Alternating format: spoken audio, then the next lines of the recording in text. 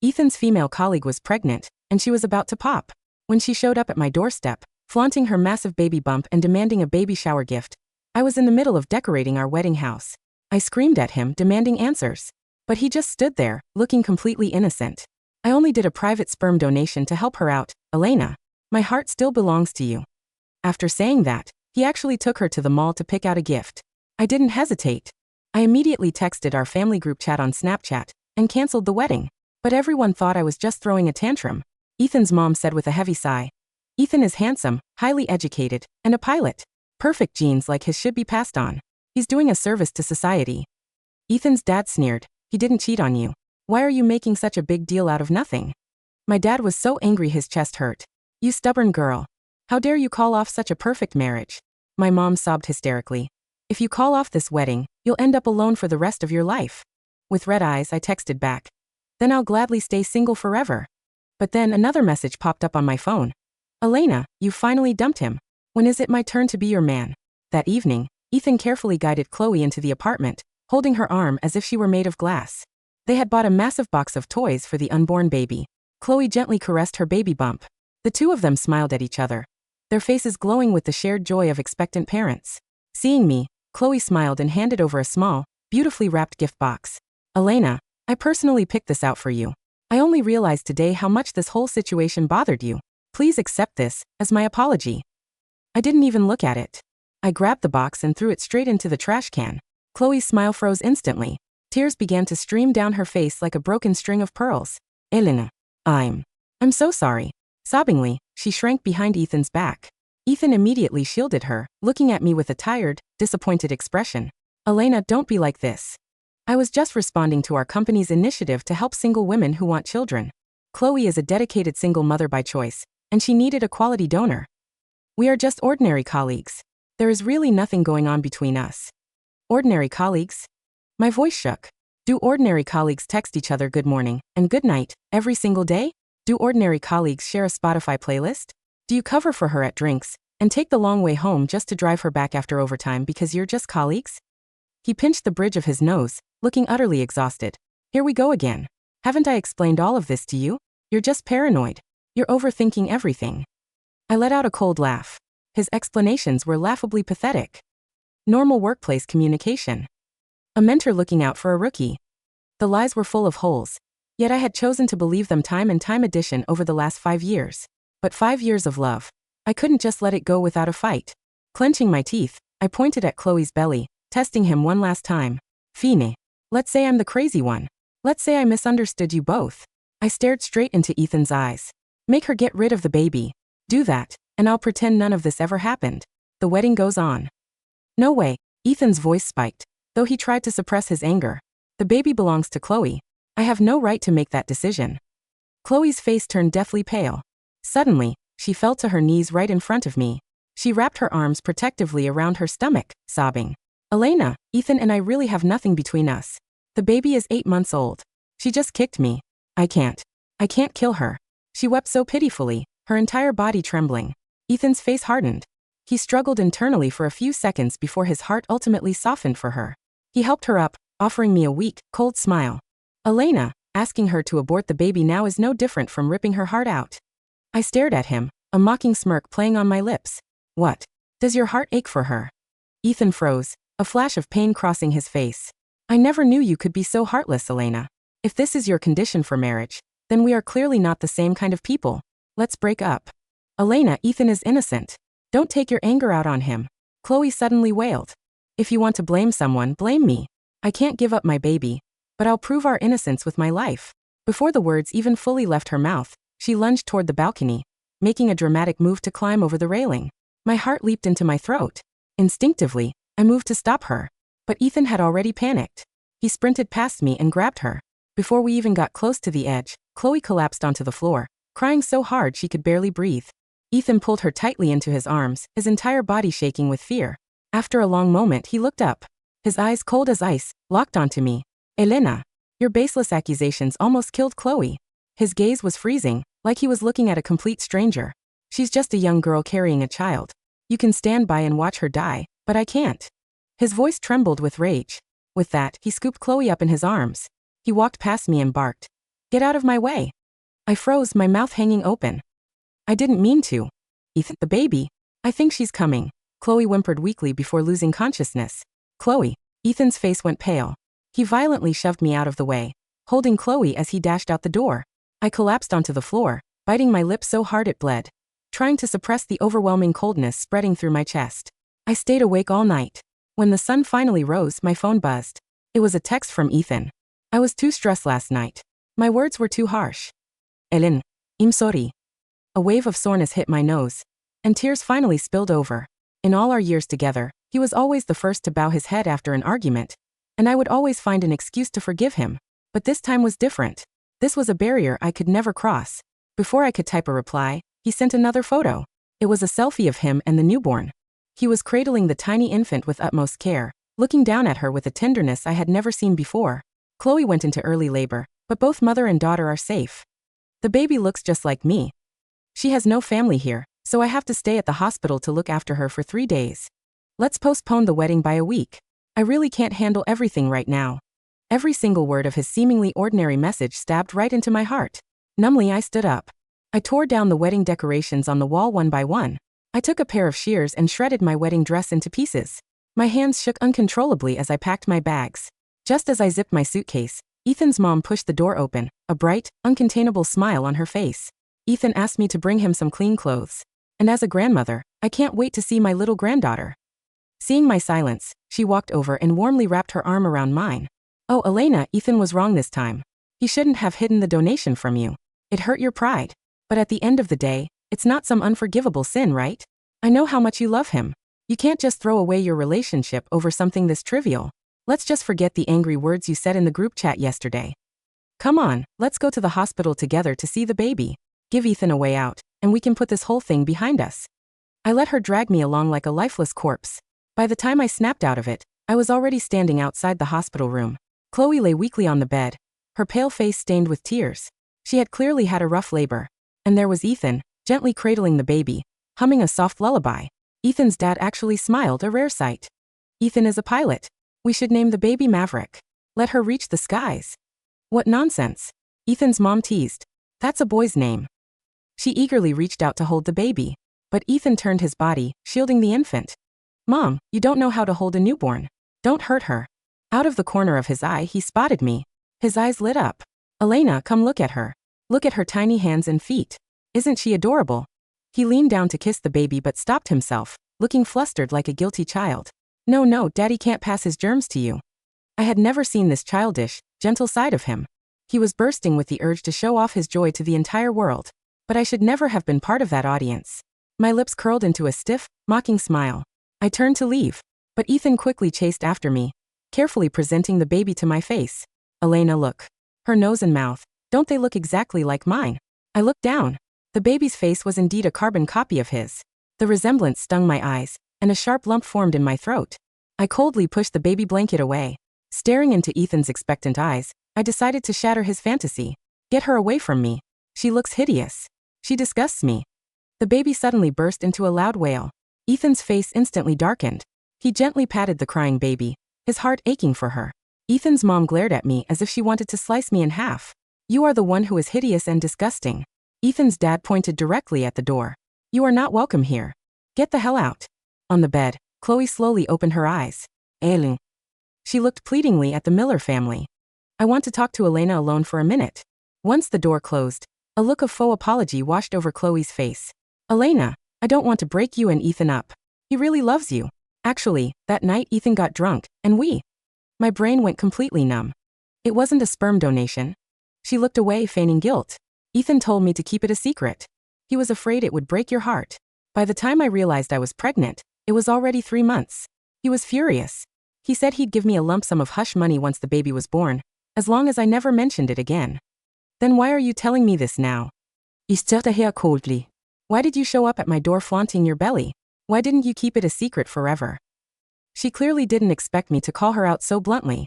Her expression shifted rapidly before she ultimately bit her lip and stayed silent. I let out a sarcastic laugh. Well, he and I are broken up now, and your baby is born. Your perfect little family of 3 can live happily ever after. What else are you worried about? Suddenly, she glared at me, a creepy, twisted smile appearing on her face. The next second, right before my eyes, she rolled straight off the hospital bed, crashing heavily onto the floor. She screamed in absolute terror. "Elena, I know I was wrong. Please don't hit me. Please don't hurt my baby." I stood there, completely dumbfounded. Before I could even process what was happening, a powerful force violently shoved me aside. Slap. My cheek burned with sharp pain, and the metallic taste of blood filled my mouth. Ethan's dad stood there, his face livid with rage, pointing a shaking finger at me. "You disgraceful brat. How dare you act like a savage in a hospital?" He raised his hand to strike me again, but Ethan quickly caught his wrist. "Dad, stop. She's my fiancée. I'll handle this." He dragged me out to the hallway, retrieved an ice pack, and gently pressed it against my swollen cheek. I kept my head down, whispering, "I didn't push her." "Okay," he replied softly. He didn't yell, nor did he ask for details. I knew him too well. This silence was his ultimate denial. If he believed me, he would have fought for me. If he didn't, he would react exactly like this, with cold silence. But if he didn't believe me, why was he still being so gentle? Tears finally spilled over, dripping hot onto the back of his hand. As if he had been burned, he flinched and pulled his hand back, standing up. "If being here around Chloe and the baby makes you this miserable, you should go home first." In a panic, I grabbed the hem of his shirt, my voice cracking. "Just believe me once. Please." He let out a deep, heavy sigh. One by one, he pried my fingers off his shirt, his face filled with utter disappointment. "Elena, I can overlook everything you've done. I love you, so I can forgive you. But at the very least, you have to be honest with me." Suddenly, his phone started ringing. It was Chloe's custom ringtone. "How much further do I have to go to reach your heart?" I had once asked him. "Is it appropriate to have a custom ringtone for a female colleague?" He had looked at me with confusion. "She just likes the song, so I said it. Don't overthink it." I watched him answer the call and walk away without a single backward glance. I sat frozen on the bench, one side of my face swollen and red. I found myself laughing and crying at the same time, like a patient diagnosed with a terminal illness. He demanded honesty from me. But had he ever been honest with me? I went back to the apartment and grabbed my bags. I was planning to go back to my parents' house when a FaceTime call popped up. It was my parents. My dad was clutching his chest, pointing a trembling finger at the camera as he roared. "The Miller said you went crazy at the hospital and attacked a girl who just gave birth. What is wrong with you?" The hospital director is a close friend of mine. He texted me asking what happened. "You have humiliated our entire family." My dad started gasping heavily for air. My mom frantically handed him his medicine, then turned to glare at me through the screen. Ethan explained everything. "They are just colleagues. You just had to make a scene and force them into a corner, didn't you?" Noticing the bruise on my face, she let out a cold snort. "You deserved it. What did I do wrong that makes everyone turn on me?" I took a deep breath, my voice raspy. "Why would you rather believe outsiders than your own daughter?" "Believe what? Go on, tell us." My parents demanded in unison. Staring at their cold, unsympathetic faces, all the fight drained out of me. Never mind. I hung up the call. I couldn't let them see me cry anymore. Otherwise, I'd just hear the same old line. What else can you do besides cry? At this moment, I realized I had absolutely nowhere to go. My phone vibrated. It was a Snapchat message from Marcus. "Elena, when are you going to let me take his place?" "Right now," I replied instantly without a second thought. This guy, who used to be the worst student in our grade back in high school, suddenly turned his life around during senior year just to follow me to the same university. After that came years of relentless pursuit. He had confessed to me 100 times, and I had rejected him 100 times. Back then, I was attracted to smart, academically successful men. Even though he was incredibly handsome and had a smile that could make my heart skip a beat, I still turned him down. After graduation, I ended up with Ethan. Marcus went to Switzerland for his master's degree, but he never stopped texting me. From daily check-ins to sharing mundane details of his life, to asking every few days, "When is it my turn?" I had never replied. Yet, like a tireless robot, he never gave up. Thinking of this, I sent him another text. "We're getting married in 3 days. You'll be the groom. Are you in?" Bam. The front door was suddenly kicked open with brute force. Ethan stood at the doorway, his face dark with rage, his eyes locked onto me like a predator. "Elena, what the hell did you do to my clothes?" "What?" "Shut up." He stormed over, grabbing my wrists and slamming me hard against the wall. I had never seen him like this. His eyes were bloodshot, and his breath hitched with tremors. "I wore that shirt you packed for me to hold the baby." Within 10 minutes, she broke out in hives and had respiratory failure. "She's in the ICU right now. She's just a newborn, Elena. Give me a goddamn explanation." I didn't do anything. My wrists hurt terribly under his grip, and I struggled to free myself. "Let go of me first." Before I could finish, his fist flew toward my face. Instinctively, I squeezed my eyes shut and flinched. A loud crack echoed right next to my ear. His fist had smashed into the wall beside my head. When I opened my eyes, I saw blood dripping from his split knuckles. My voice shook uncontrollably. Ethan, were you really going to hit me just now? As if suddenly waking up from a trance, he quickly released me and pulled me into a tight embrace. Elena, I'm sorry. I just panicked. I told you I don't care what you've done. But you crossed the line this time. Chloe is crying, saying she wants to die with the baby. Just come to the hospital and beg for her forgiveness, okay? A hot tear dropped onto my neck. Do it for me, please. I promise you, as long as you apologize, we can still get married. This man, who hadn't shed a single tear even when he broke his ribs during flight training, was actually crying now. When a man cries, it means he has a weakness. And Chloe and her baby were clearly his. Looking at his trembling shoulders, I suddenly smiled.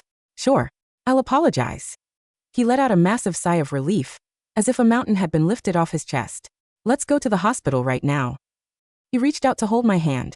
I coldly slapped his hand away. I can walk by myself. Okay, he nodded, then urged anxiously, hurry. I'm afraid Chloe is going to have a breakdown. The moment we arrived outside the emergency room, Chloe threw herself onto the floor and wrapped her arms tightly around my legs.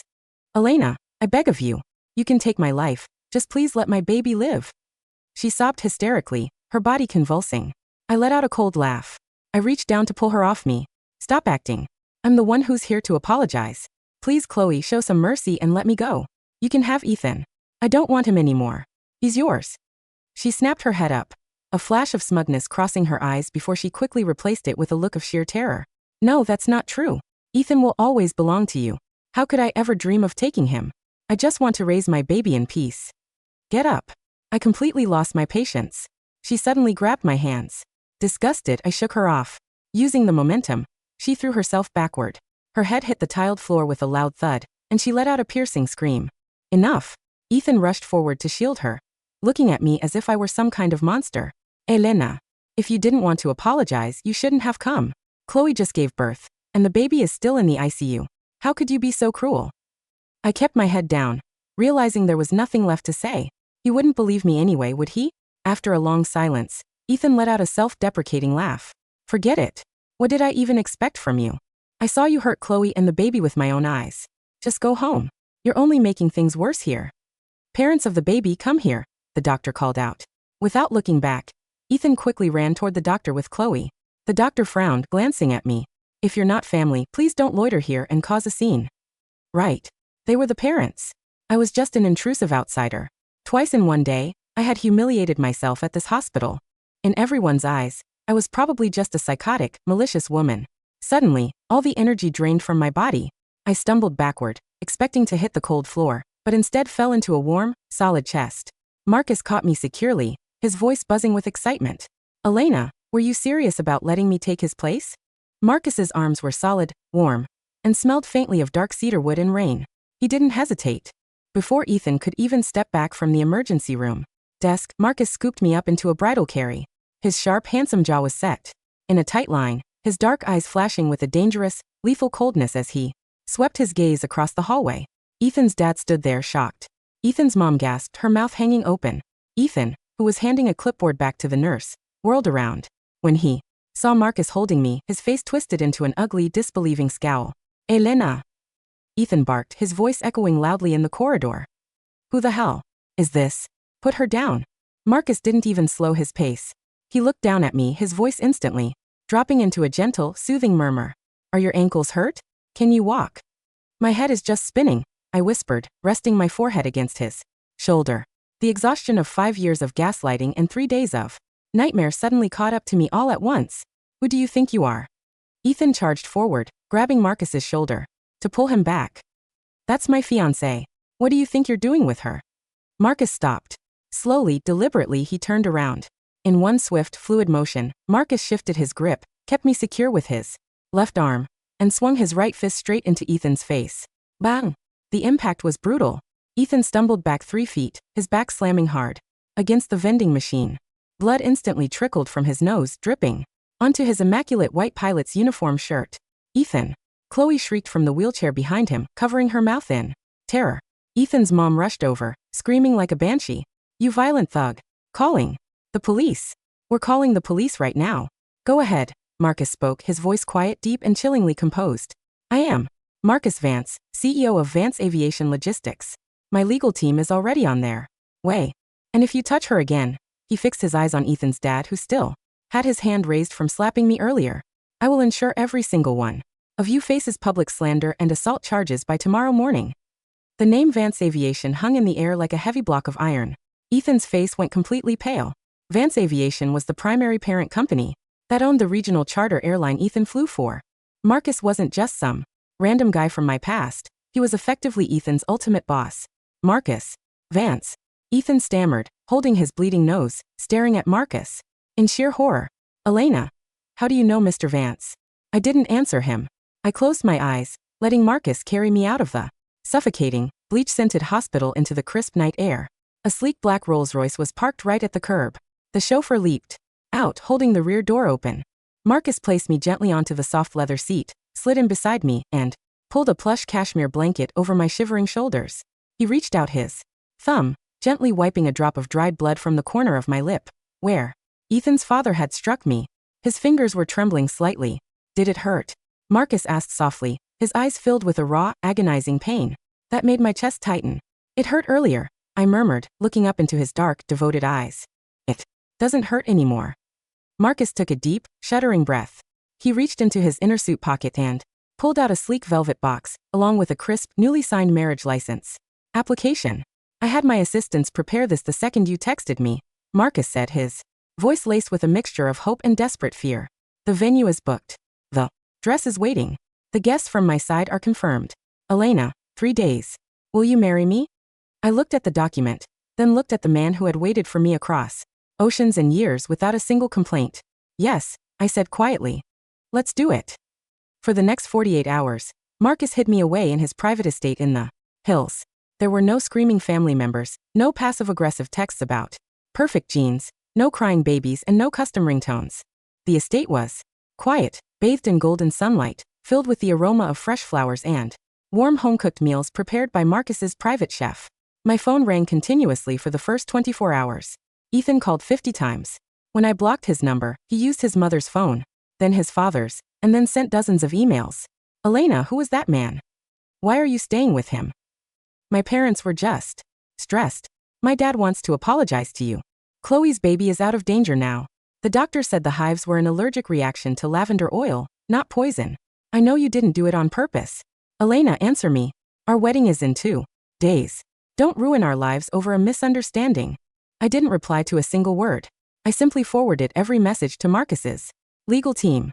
On the morning of the second day, Marcus walked into the sunroom carrying a thick black leather folder. He sat down beside me, setting 2 cups of hot chamomile tea on the table. My security team pulled the internal CCTV footage from the hospital, Marcus said, opening the folder. And I had a private forensic lab run a quick background check on Chloe. I leaned in, looking at the high-definition screenshots spread across the table. The first set of photos showed the hospital hallway right before the baby suffered her respiratory failure. On the screen, Chloe was sitting in her bed while Ethan was out buying coffee. She pulled a small glass spray bottle from her purse, misted a heavy layer of concentrated lavender essential oil directly onto the baby's blanket, and then tucked the blanket tightly around the infant's neck.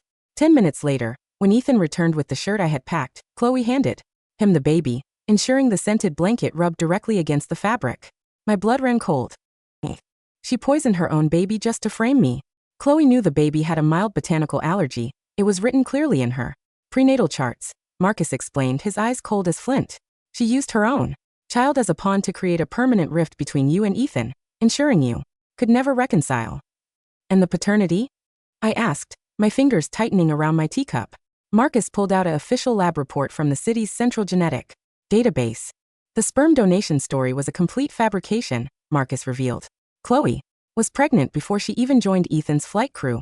The biological father is a wealthy married real estate developer who paid her $200,000 to disappear. Chloe knew Ethan was gullible, overly proud of his pilot pedigree, and easily manipulated by a fragile woman act. She targeted him as her permanent meal ticket. I stared at the documents, letting out a long, shuddering laugh. 5 years. I had spent 5 years believing Ethan was a brilliant, rational man who simply had a hero complex. In reality, he was just an arrogant fool who had been dragged around by his nose. destroying his real life for a shameless scam artist. Are you sad? Marcus asked quietly, his hand reaching out to cover mine, his palm warm and steady. I looked at Marcus, feeling a profound sense of lightness blooming in my chest. No, I smiled, turning my hand over to lace my fingers through his. I feel like I've just been released from prison. The day of the original wedding arrived under a bright, cloudless blue sky. The Grand Regency Hotel was the most luxurious venue in the city. 5 months ago, Ethan and I had placed a massive non-refundable deposit to secure the main ballroom. At 9 a.m., Ethan stood in the hotel lobby, wearing a crisp black tuxedo. He looked exhausted.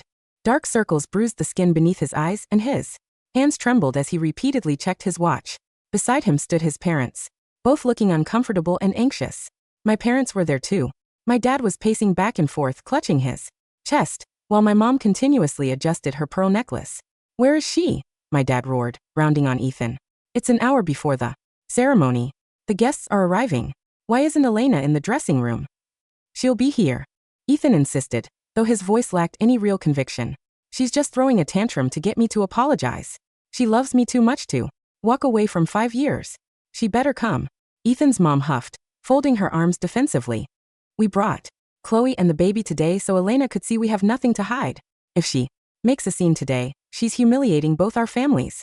In the corner of the lobby, Chloe sat in an expensive wheelchair, wearing a white lace dress, holding the baby.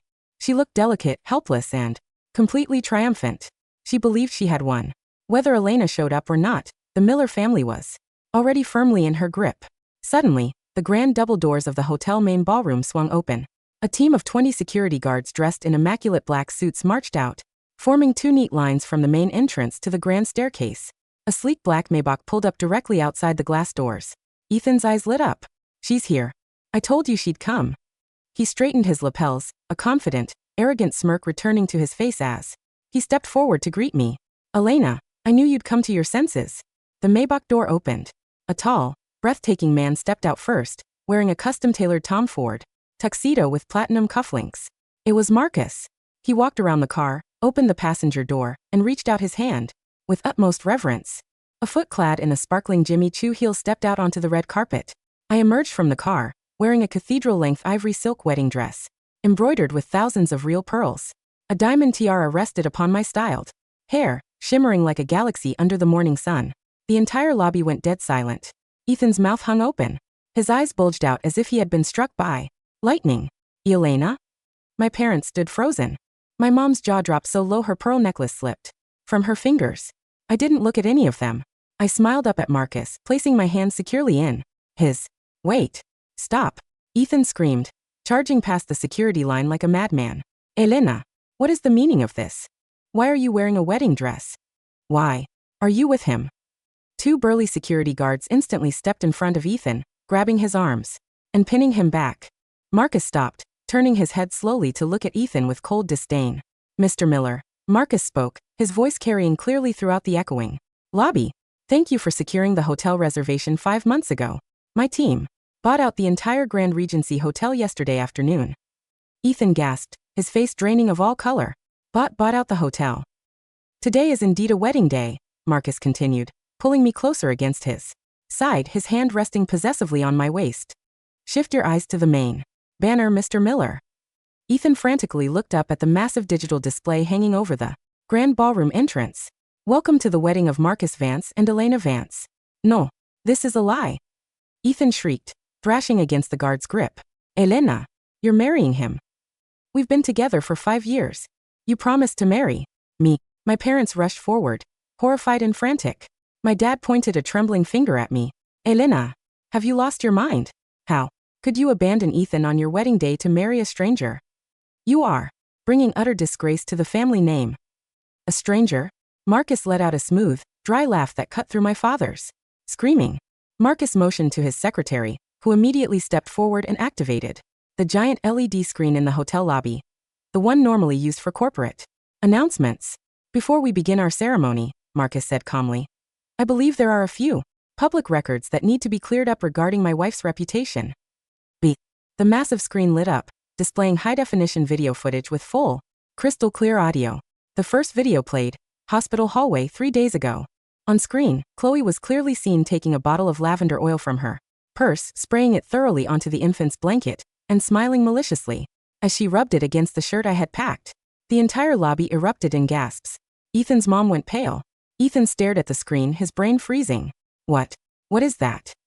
That, I said, stepping forward, my voice cool and clear, is the innocent single mother you defended while accusing me of poisoning a baby. Before anyone could speak, the screen shifted again.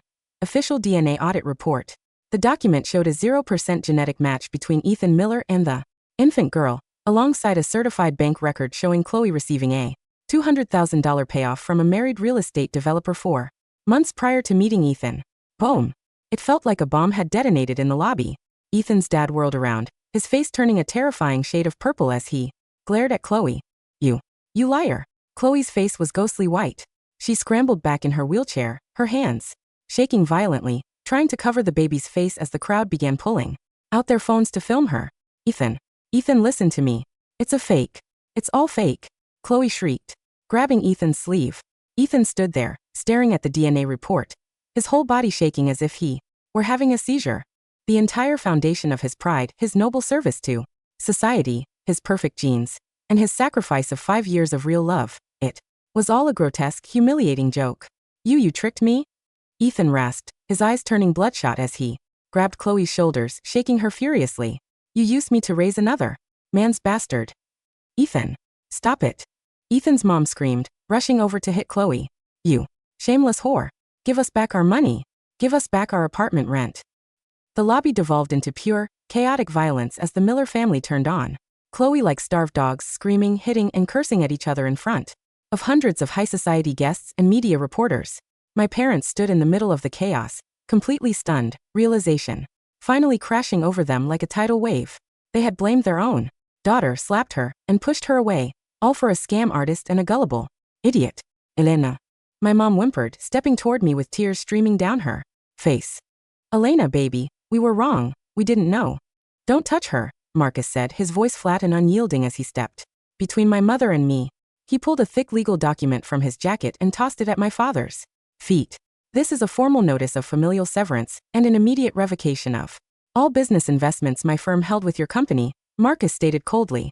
From this moment on, Elena has no ties to the family that abandoned her. My father looked at the document, then looked at the Maybach outside, realizing he had just thrown away a billionaire son-in-law to support a ruined pilot. He collapsed onto the floor, clutching his chest in genuine agony. Marcus turned to me, his dark eyes softening into infinite warmth. He held out his arm. Shall we go to our wedding, Mrs. Vance? I looked at the screaming, ruined monsters crawling on the floor behind us, then looked at the man holding my hand. Yes, I smiled, stepping over the red carpet. Let's go. 3 months later, the autumn sun washed over the private terrace of a coastal villa in Zurich, Switzerland. The air was crisp and smelled of fresh snow and blooming jasmine. I sat on a comfortable lounge chair, reviewing the final blueprints for my independent interior design firm, which Marcus had helped me establish in Europe. My face was healthy, radiant, and completely free of the stress that had consumed me for 5 years. Marcus walked out onto the terrace, wearing a cozy cashmere sweater, holding 2 cups of steaming hot chocolate. He sat down beside me, leaning over to press a soft kiss against my cheek. How are the prints looking? He asked softly, wrapping a blanket around my shoulders. Perfect, I smiled, leaning back against his chest. We start construction next week. My phone chimed with an email update from my legal team back home. I opened it casually. Case update. Ethan Miller's pilot license has been permanently revoked by the Aviation Board due to severe psychological instability and public ethics violations. He has been demoted to a ground maintenance worker with a fraction of his former salary. Chloe faces criminal child endangerment and fraud charges, currently awaiting trial. The Miller family is completely broke after paying off legal fees and public damages. Your parents have attempted to contact the firm 42 times begging for reconciliation. All requests have been permanently blocked. I looked at the screen for 2 seconds, then clicked delete. They belong to a distant, ugly past, a bad dream that had completely dissolved into the wind. Marcus took my phone, set it aside on the table, and pulled my hands into his warm palms. What are you thinking about? He asked softly, his dark eyes brimming with unconditional love. I looked at the snow-capped Alps in the distance, then turned to look into the eyes of the man who had loved me through the storm.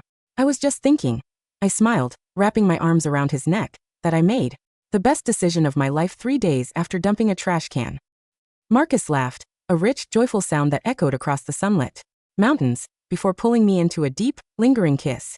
The sky was clear, the sun was bright, and my life was finally, beautifully, entirely my own.